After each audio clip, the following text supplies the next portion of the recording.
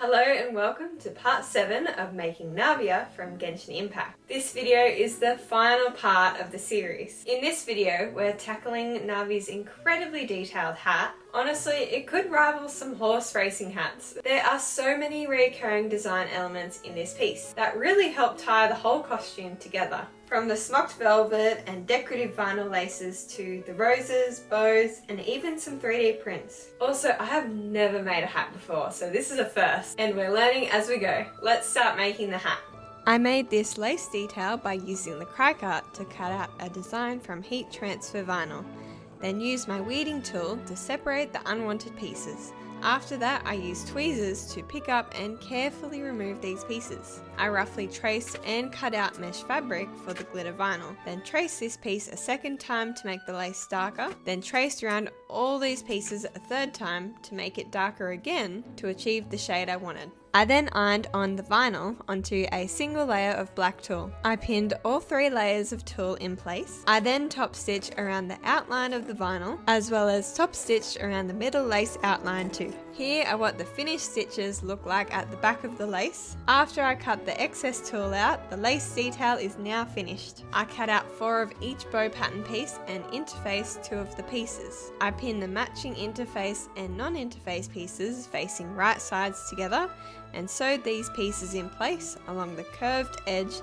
and left this as an opening to pull right sides out. I trimmed the seams and clipped the curves to all the pieces and turned this right sides out. I sewed the matching pair of pieces right sides together with the interface being on the outer edge, so that when I flipped this right sides out, the interfacing would be on the inside of the bow. I also sewed a few strips of fabric together to wrap around the bow.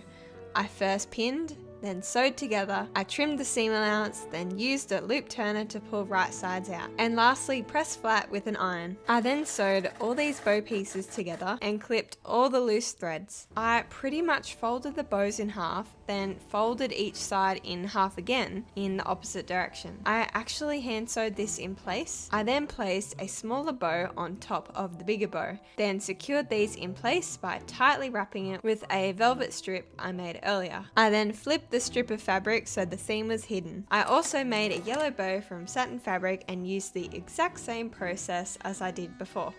For the bows that are placed underneath the brim, I sewed a snap-on clip to attach the 3D print. I also sewed on 2 clips to the back of the bow to anchor this onto the hat. And here is the finished bows. I 3D printed decorative pieces and these gems to make molds for resin. After sanding, I spray painted these pieces gold. I painted black detailings on this 3D print, and on the dangly piece I painted a brown gold colour on.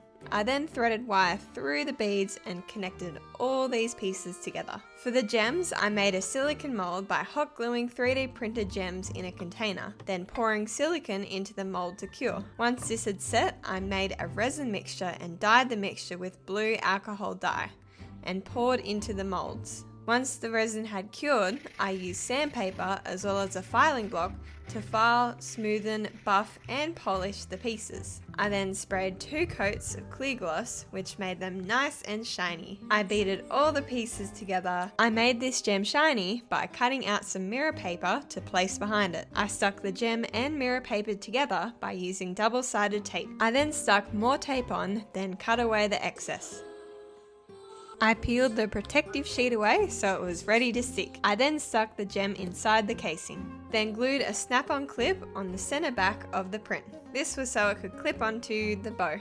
I cut a long wide strip and a long narrow strip of velvet fabric and marked the smocking lines. I've lost some of the videos for how I made the hat smocking. However, I followed the exact same process as making the smocking for the skirt layers. I used pins to mark out the alternating folds and gathered markings. This smocking technique took me quite some time to understand when I was making the skirt layers. As I've already now made the skirt layers, I know how to do it now for the hat. What I did for the gather, I made 2 folds like this, then stitched in place. I picked up the fold line and pulled it up to where the gather stitch is. I hand sewed the fold at the front as well as securing the fold at the back. I repeated these steps until the end of the velvet strip. This is what the finished smocking detail looks like. I did the same process for the bigger piece. I sewed halfway to the gather, then folded again, and hand sewed this in place. After folding the fabric up and sewing this in place, I also hand sewed the fold at the back to anchor it down. To make the roses, I first made 3 different size patterns for each. The navy rose was the biggest one, with the 2 yellow roses being the same length, just different widths to make one smaller than the other. I then cut out each piece out of their respective fabrics. I folded a corner of the fabric like so, then sewed along the short edge. I then picked up the long edge to align with the other edge and sewed all the way along this piece using a long stitch of about 3.5 to 4 mils. I trimmed the corner and scalloped the edges. I gathered the stitches as much as I could to my desired effect and then tightly wrapped it on itself. Once it was fully wrapped, I trimmed the loose edges, then hand sewed to secure the rose in place. I fluffed out the roses just a little bit more to give it some more volume. I tied a few knots to secure the thread, then trimmed the excess thread. And here is the finished roses. I did the exact same for the navy rose. I gathered the stitches, then tightly rolled it on itself. I hand sewed it closed, fluffed the rose out a little bit, and here are all 3 finished roses. For this gold detail, I first cut out the pattern as a reference, and just in case, I needed it to be cut by hand. The cry cut kind of worked cutting this piece out, so I had to use the crafter's knife to finish cutting out the pieces. I then glued these pieces with the fluffy bits sandwiched inside. I glued separate diamond-shaped pieces on top of the display side, so now it was ready to be attached to the hat. I cut out 2 pieces of EVA foam for the brim of the hat, then trimmed down from the center for a better fit. For the crown of the hat, I cut out a long strip of 5mm thick EVA foam and cut off the excess. For the top of the crown, I also cut a 5mm thick EVA foam circle and adjusted the fit. I glued the foam onto black velvet. Once all these pieces dried, I flipped the pieces over, and to my surprise, it looked so bad and there were fabric bubbles everywhere. I was so disappointed this had failed. The only piece that didn't fail was this piece. I tried to rectify this by moving a hot iron around to warm up and melt the glue to get rid of all the bubbles, which this kind of worked. However, as the glue cooled down, the bubbles would form again. I was so disappointed I have to remake this again, but a lot of the foam and fabric also went to waste. I wasn't happy with this outcome, so I went back to the crafting table, this time using spray adhesive. So I pinned then traced these pieces out again using 2mm thick EVA foam and marked a landmark to help me align these 2 pieces together later. After spraying the adhesive, I let the brim pieces set on the fabric. And for this piece here, I sprayed adhesive and used paperweights to stop the foam from bending upwards. After drying, I checked the fabric side, and it was looking so much better. After all these pieces had stuck to the velvet, I began cutting triangles along the seam allowance to assist with folding over the fabric. After I glued the brim of the hat down, I also clipped triangles in the allowance and glued these down too. I did this to the top of the crown of the hat. After the glue dried, I began removing all the pins I had placed. To add structure to the brim, I taped wire onto one of the brim pieces and hand sewed the wire in place by tacking it to the velvet triangles. I remarked the notches on the brim for easier visibility. I took these pieces back outside and sprayed a good amount of spray adhesive on both of the pieces.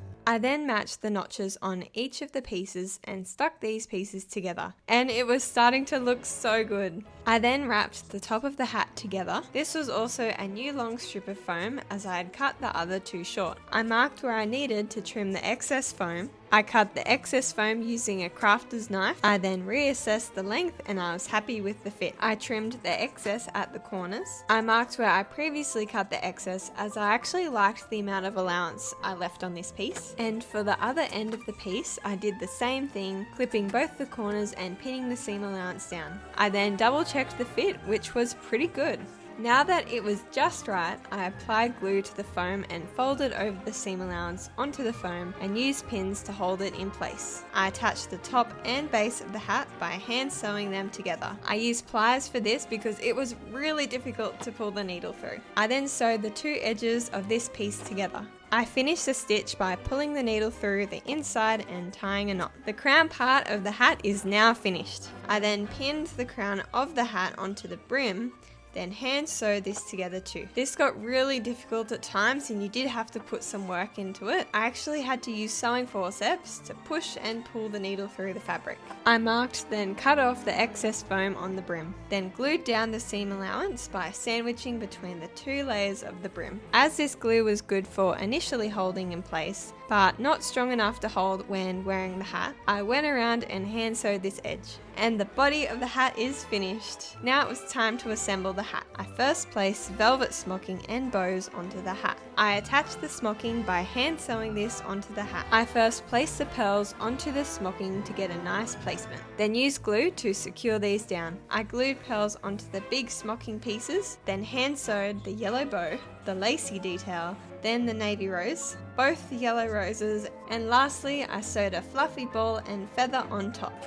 The hat is in the final stages to being finished. Now it was time to flip the hat over and attach a few more things to finish it off. On the under edge of the brim, I hand sewed two clips in place to hold the black bow in place. After putting almost everything together, I found the brim pieces were not actually staying stuck together. So I hand sewed around the entire brim of the hat to secure it in place. This took hours. I then attached this piece by hand sewing around the entire decorative piece using invisible thread. And the hat is now finished.